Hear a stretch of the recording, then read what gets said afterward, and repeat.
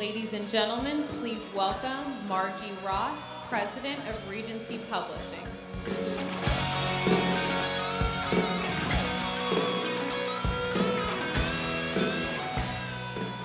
Good morning. Welcome once again to CPAC 2014, the largest conference of conservative activists in the country, in the world. It's wonderful to see you all here this morning. I'm Margie Ross. I'm president and publisher of Regnery Publishing. And as most of you know, we are the nation's premier publisher of conservative books. We've been publishing great conservative books for over 65 years. And we publish many of the speakers and thought leaders that you will hear today and see up on this stage over the course of the next 3 days. And you know, if you've attended CPAC in the past, you know that the speakers you'll hear from will shock, delight, amaze, inform, incense, and inspire you. So what better way to start off this conference than with a man who has provoked every one of those emotions in just his first year in Washington? Senator Ted Cruz.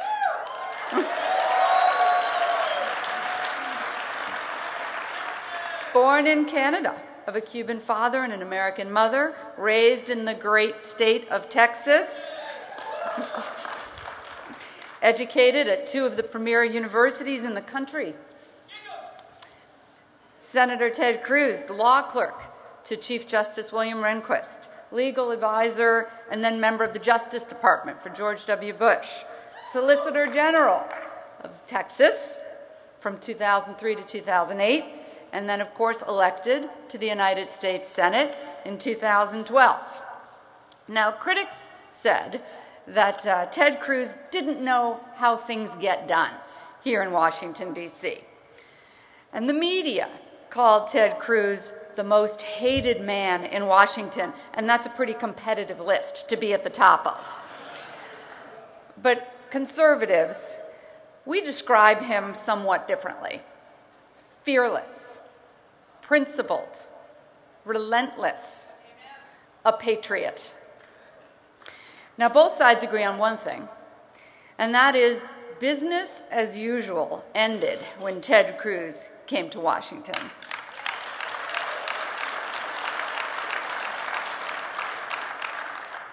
And that gives us hope for the future. So please join me in welcoming the honorable senator from Texas, Ted Cruz.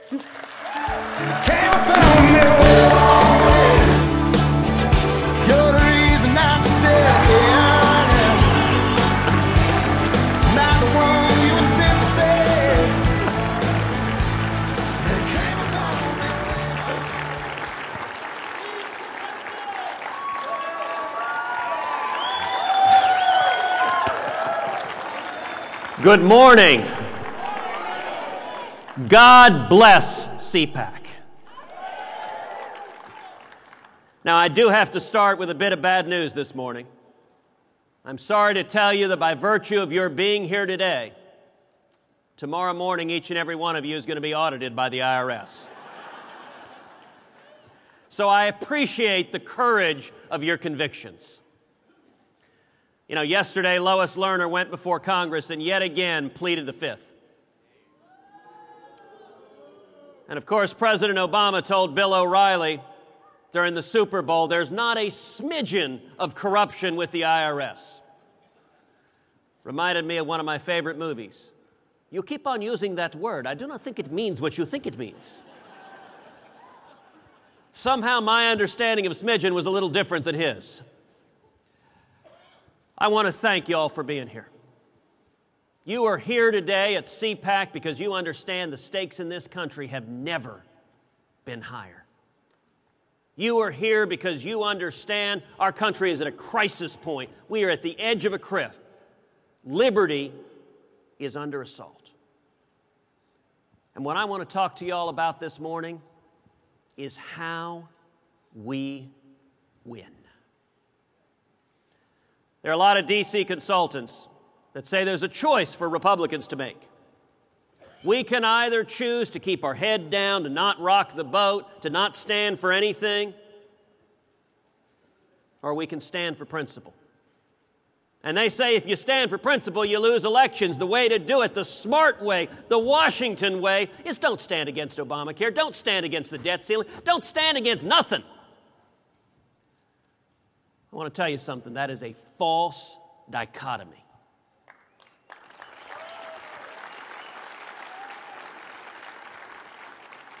You want to lose elections? Stand for nothing. Look at the last 4 congressional elections, 06, 08, 10, and 12. 3 of the 4, we followed that strategy. 06, 08, and 12, we put our head down, we stood for nothing, and we got walloped. The one election that was a tremendous election was 2010 when Republicans drew a line in the sand. We said we stand unequivocally against Obamacare, against bankrupting the country, and we won an historic tidal wave of an election.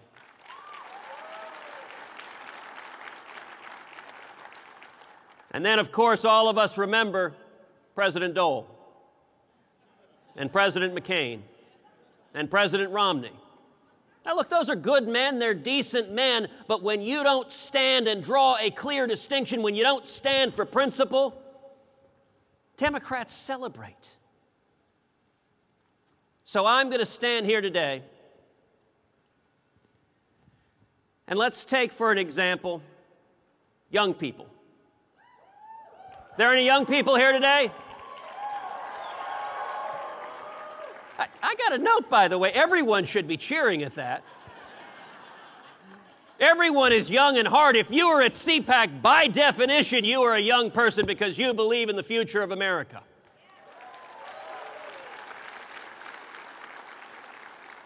But I want to give you an example of how we win young people.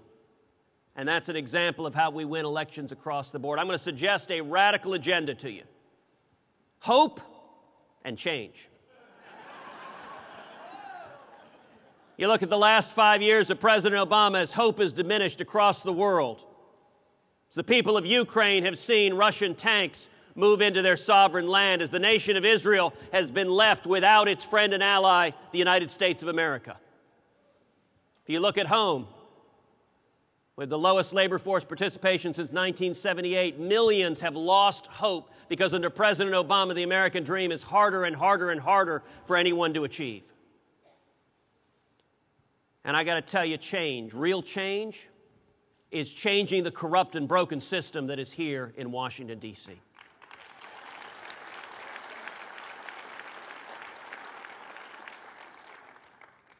How do you win young people? Who are the 2 Republicans in modern times who have most energized young people? Ronald Reagan and Ron Paul. So apparently the key is being named Ronald. But if you think of it, neither one of them were young, rugged, James Dean, rebel without a cause. They were septuagenarians. And yet what did they do? They stood for principle. They painted a bold, inspiring vision for America, for how all of us can be better. And young people came out by the millions and said, that's the vision I want to be behind.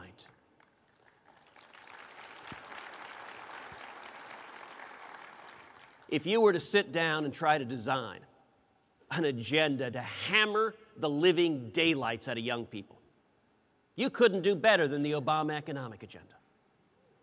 Under President Obama, we've had 5 years of the great stagnation, no economic growth, which means one generation after another coming out of school can't find jobs. You know, economists are referring to this generation of young people as a lost generation. Obamacare, one of the easiest ways to understand it, it's a massive wealth transfer from young, healthy people to everybody else.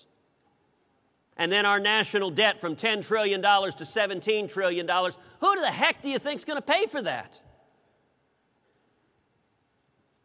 The Obama agenda has been horrible for young people, and yet how many Republicans said that? Does anyone remember in the last election anyone going and making the case to young people about there is a better way, a brighter future? How do we win? How do we inspire young people? Number one, we tell the truth.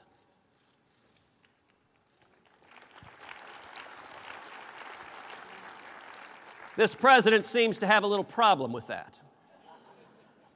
Last fall, Jay Leno said, "So, President Obama called me. He said, 'Jay, if you like your job, you can keep it.'" He followed that up a couple of weeks later. He said, "So, the holidays are coming up. Thanksgiving. You know, the first Thanksgiving, the Pilgrims said to the Indians, 'If you like your land, you can keep it.'" We need to tell the truth. The truth is, Washington is corrupt.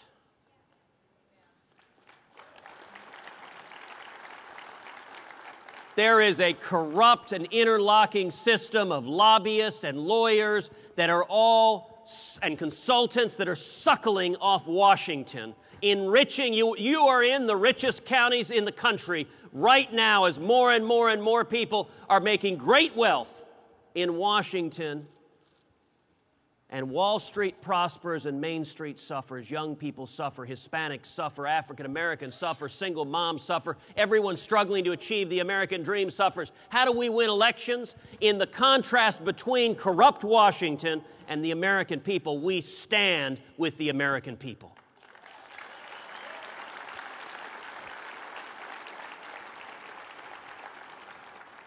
We stand with a straightforward and bold, positive agenda to inspire the young, to inspire women, to inspire Hispanics, to inspire everybody. Number one, defend the Constitution.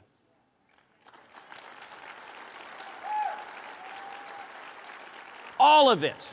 Defend the First Amendment, the right to free speech, the right to a free press. For all of our friends in the media, a free press means not having government monitors sitting in your newsroom.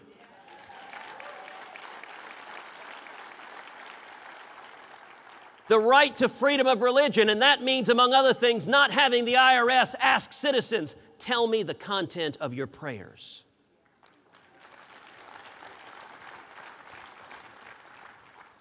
We need to stand for the Second Amendment right to keep and bear arms.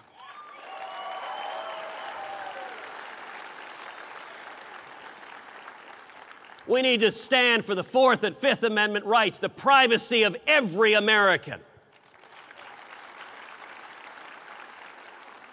How many of y'all have your cell phones?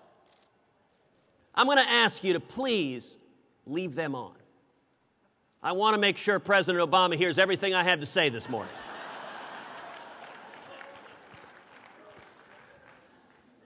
Number two,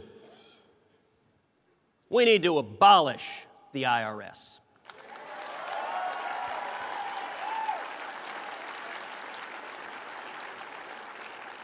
We need to adopt a simple, flat tax that is fair, that every American can fill out his taxes on a postcard.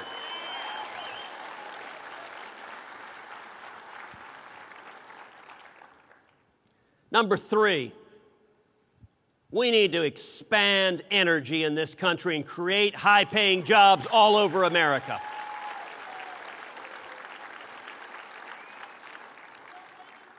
President Obama talks about a $10 minimum wage. The real minimum wage with the lowest labor force participation since 1978 under Obama is zero for the millions who have lost their jobs in the failed Obama economy. I'm much more interested, in North Dakota in the oil fields, the average wage is $45.90 an hour. I want a lot more $40 and $50 and $60 an hour jobs and not $0 an hour unemployment.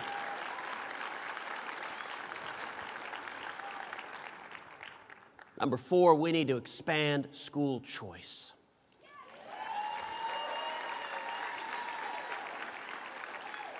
Every child deserves an opportunity to have an excellent education regardless of your race, your class, your creed, where you come from. Every child deserves a fair chance at the American dream.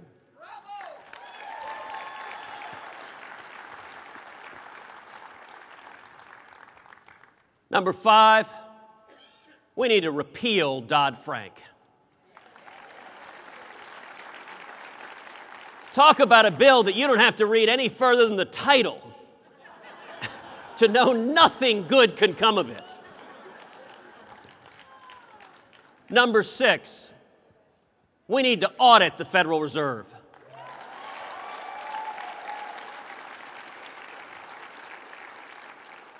Unaccountable power in Washington debasing our currency, driving up the cost of food and gas and the basic stuff of life is hurting Americans who are struggling across this country. And I'll tell you what else it's doing.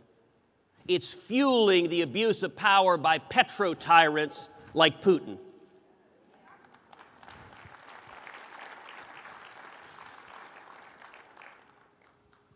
Number 7. We need to pass a strong, balanced budget amendment.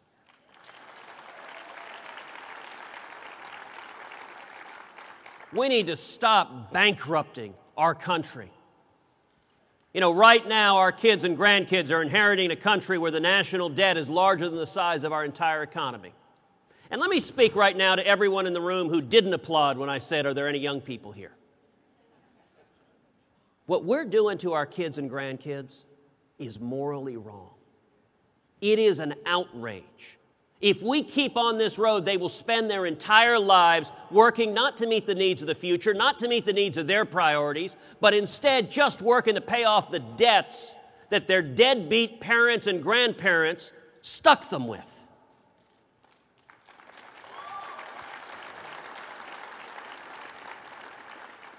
And our parents didn't do that to us.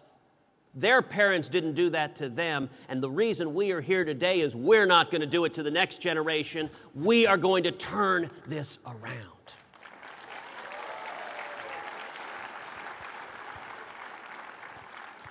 Number 8, we need to repeal every single word of Obamacare.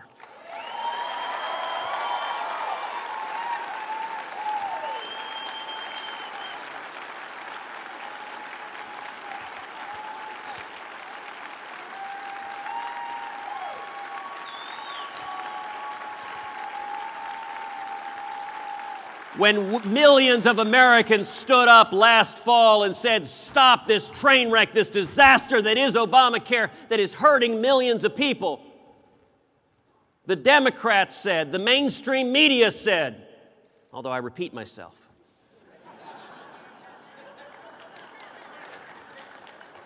they said, this is hopeless. Don't you understand? Just move on. Just accept it. You can't do anything to stop this. Yes, we can.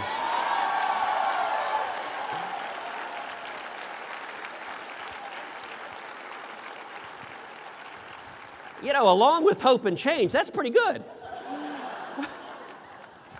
Number 9, we need to stop the lawlessness.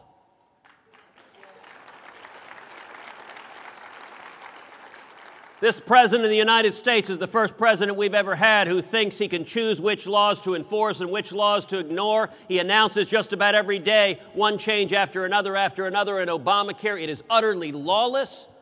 It is inconsistent with our Constitution, and it ought to trouble everyone, Republicans, Democrats, independents, libertarians.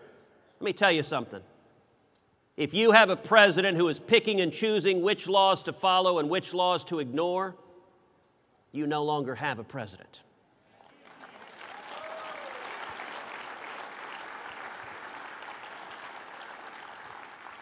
And number 10, we need to end the corruption.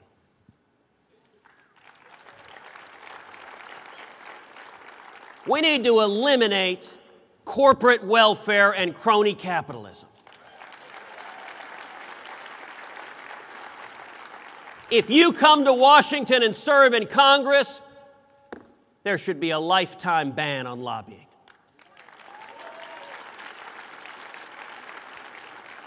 And we need to pass a strong constitutional amendment that puts into law term limits.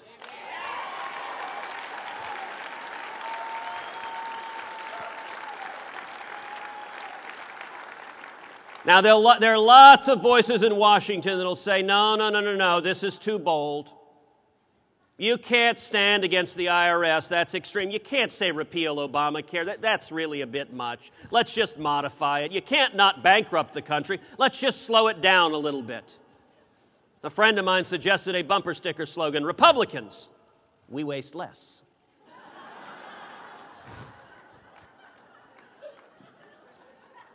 You win elections by standing for principle and inspiring people that there is a better tomorrow.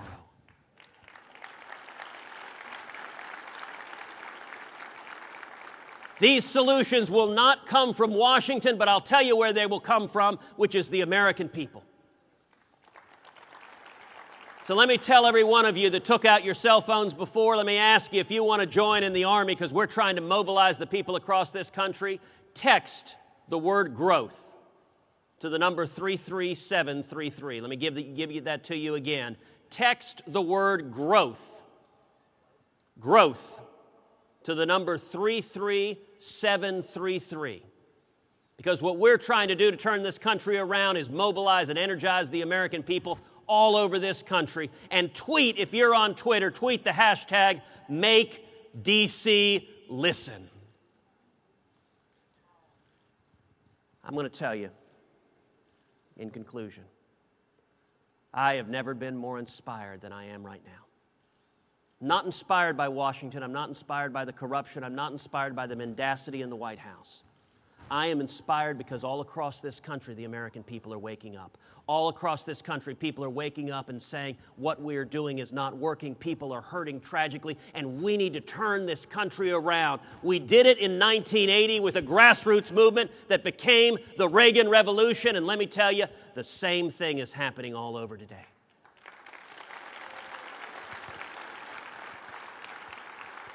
I am inspired, I am honored to stand with you today because together, if the American people continue to rise up, to speak out, to speak the truth, we will get back to the free market principles. We will get back to the constitutional liberties that have made America the greatest nation in the history of the world. We will bring back morning in America. That's why we're here, and that is the future for the young and everybody else in this country. Thank you, and God bless you.